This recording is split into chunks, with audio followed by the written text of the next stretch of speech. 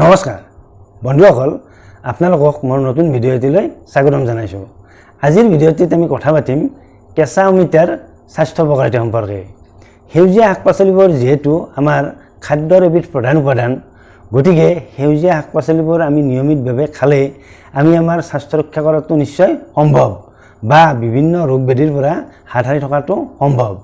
কিন্তু কথাটো হৈছে আজিকালি এই সেউজীয়া শাক-পাচলিবোৰ উৎপাদনৰ নামত ৰাসায়নিক সাৰ আৰু কীটনাশক দ্ৰব্য যিদৰে বহুলভাৱে প্ৰয়োগ কৰা হয়, বজাৰৰ পৰা কিনি আনি এই সেউজীয়া শাক-পাচলিবোৰ খালে আমাৰ বিভিন্ন ৰোগ হোৱাৰ সম্ভাৱনা প্ৰকট হৈ উঠিছে বা বিভিন্ন ৰোগত মানুহ আক্ৰান্ত হৈছে বুলি জানিব পৰা গৈছে। কিন্তু কেঁচা অমিতা হৈছে এবিধ অতি সুলভ পাচলি। কেঁচা অমিতা বেছিভাগ মানুহৰ ঘৰে ঘৰে থাকেই আৰু কেঁচা অমিতাত এনে কিছুমান উপাদান থাকে যিবোৰ উপাদানে আমাৰ স্বাস্থ্য ৰক্ষাত যথেষ্ট সহায় কৰে। বিশেষকৈ কেঁচা অমিতাত যথেষ্ট পৰিমাণে ফাইবাৰ থাকে আৰু পাপায়ন নামৰ এবিধ এনজাইম থাকে। এনে উপাদানৰ বাবে কেঁচা অমিতা আমাৰ স্বাস্থ্য ৰক্ষাৰ বাবে অতি ভাল। বন্ধুসকল, আজি আমি এই কেঁচা অমিতা নিয়মিতভাৱে খালে আমি কি কি ৰোগৰ পৰা হাত সাৰি থকাটো সম্ভৱ সেই বিষয়ে আজি আলোচনা কৰোঁ আহক। অমিতাৰ প্ৰথমটো স্বাস্থ্য উপকাৰিতা হৈছে অমিতা নিয়মিতভাৱে খালে চকুৰ দৃষ্টিশক্তি ভালে ৰাখে।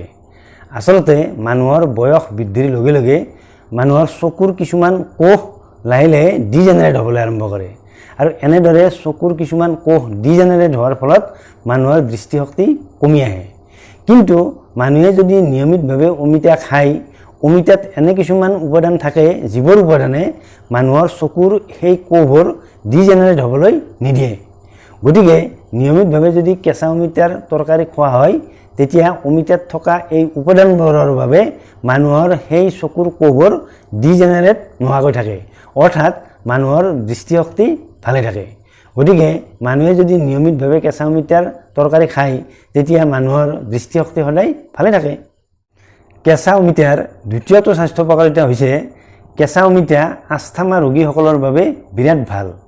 আচলতে কেঁচা অমিতাত বিটা কেৰটিন নামৰ এবিধ উপাদান থাকে। এই বিটা কেৰটিনে আস্থামা ৰোগত খুব ভাল কাম কৰে। সেইবাবে আস্থামা ৰোগীসকলে যদি কেঁচা অমিতাৰ তৰকাৰী নিয়মিতভাৱে খায়, তেনেহ'লে আস্থামা ৰোগ সদায় নিয়ন্ত্ৰণত ৰখাটো সম্ভৱ। আমাৰ হাড়ৰ সুস্বাস্থ্যৰ বাবেও কেঁচা অমিতা বিৰাট ভাল। আচলতে কেঁচা অমিতাত ভিটামিন কে থাকে। আমি জানো যে আমাৰ হাড়ৰ সুস্বাস্থ্যৰ বাবে কেলছিয়ামৰ প্ৰয়োজন, কিন্তু আমাৰ শৰীৰত যদি ভিটামিন কে নাথাকে, তেতিয়া আমি যিমানেই কেলছিয়ামযুক্ত খাদ্য গ্ৰহণ নকৰোঁ কিয়, আমাৰ সেই কেলছিয়ামযুক্ত খাদ্যৰ পৰা শৰীৰে কেলছিয়াম কেতিয়াও গ্ৰহণ কৰিব নোৱাৰে বা এবজৰ্ব কৰিব নোৱাৰে। সেইবাবে আমাৰ শৰীৰত যথেষ্ট পৰিমাণে ভিটামিন কে থকাটো অতি প্ৰয়োজন।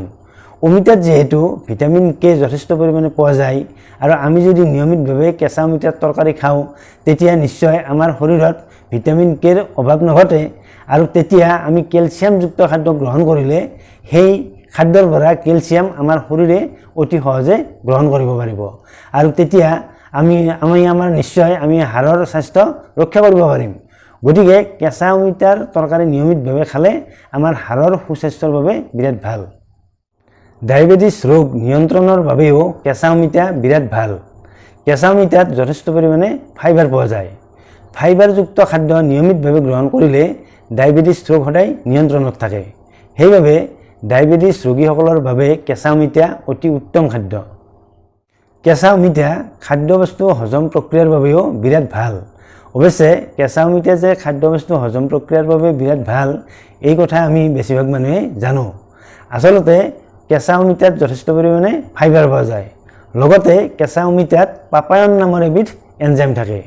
এই পাপায়ন নামৰ এনজাইমবিধে আমাৰ খাদ্যবস্তু হজম প্ৰক্ৰিয়াত আচলতে সহায় কৰে, যাৰ বাবে খাদ্যবস্তু ভালদৰে হজম হয় আৰু এনেদৰে হজম প্ৰক্ৰিয়া ভাল হোৱাৰ ফলত আমাৰ বিভিন্ন ধৰণৰ ৰোগ, যেনে বিভিন্ন ধৰণৰ গেষ্ট্ৰাইটিছৰ সমস্যা, আভোক লগা সমস্যা বা পেট উফন্দি থকা সমস্যা, এইবোৰ সমস্যা নাইকিয়া হৈ যায়।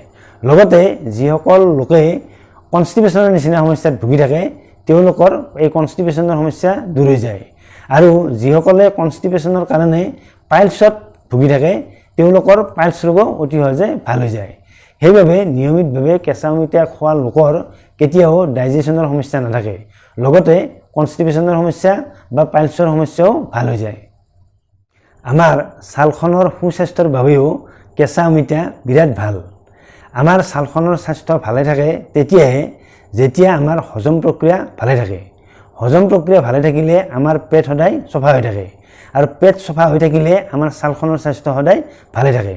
অমিতা খালে যিহেতু আমাৰ হজম প্ৰক্ৰিয়া ভাল হয় আৰু পেট চফা হৈ থাকে, গতিকে আমাৰ ছালখনৰ স্বাস্থ্যও সদায় ভালে থাকে। কেঁচা অমিতাত কলিন নামৰ এবিধ উপাদান পোৱা যায় আৰু এই কলিন নামৰ উপাদানবিধে এণ্টি ইনফ্লামেটৰী হিচাপে কাম কৰে। সেইবাবে আমাৰ শৰীৰত যদি কেতিয়াবা ইনফ্লামেশ্যনৰ বাবে কিছুমান স্বাস্থ্য সমস্যাই দেখা দিয়ে, যেনে আৰ্থ্ৰাইটিছ বা আমাৰ গাৰ বিষ হয় কেতিয়াবা, তেতিয়া যদি কেঁচা অমিতা খোৱা হয় আমাৰ গাৰ বিষ বা ইনফ্লামেশ্যন কমি যায়। সেইবাবে যিসকল মানুহৰ আৰ্থ্ৰাইটিছৰ সমস্যা আছে তেওঁলোকে যদি নিয়মিতভাৱে অমিতা খায় তেতিয়া তেওঁলোকৰ এই আৰ্থ্ৰাইটিছ অতি সহজে ভাল হৈ যায়। বা গাৰ বিষতো যদি কেঁচা অমিতা খোৱা হয় তেতিয়া এই গাৰ বিষ ভাল হৈ যায়। বা অন্য কিছুমান ইনফ্লামেশ্যন হ'লেও কেঁচা অমিতা খালে তেনেধৰণৰ ইনফ্লামেশ্যনৰ সমস্যা ভাল হৈ যায়। যিসকল মহিলাই কেঁচুৱাক দুগ্ধপান কৰোৱাই থাকে তেওঁলোকে যদি নিয়মিতভাৱে কেঁচা অমিতাৰ তৰকাৰী খায় তেতিয়া তেওঁলোকৰ গাখীৰৰ পৰিমাণ বেছি হয়। সেইবাবে দুগ্ধপান কৰোৱা মহিলাসকলে নিয়মিতভাৱে কেঁচা অমিতাৰ তৰকাৰী খাব লাগে। কেঁচা অমিতাত ভৰপূৰ মাত্ৰাত এণ্টিঅক্সিডেণ্ট পোৱা যায়।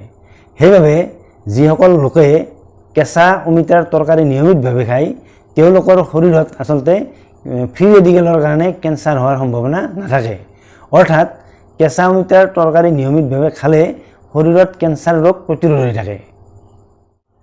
বন্ধুসকল, কেঁচা অমিতা নিয়মিতভাৱে খালে আমি কি কি স্বাস্থ্য উপকাৰিতা লাভ কৰিব পাৰোঁ সেই বিষয়ে কিছু কথা শুনিলে। যদিহে আপোনালোকে আমাৰ আজিৰ ভিডিঅ'টো চাই ভাল পাইছে তেনেহ'লে ভিডিঅ'টিত লাইক এটা কৰিব।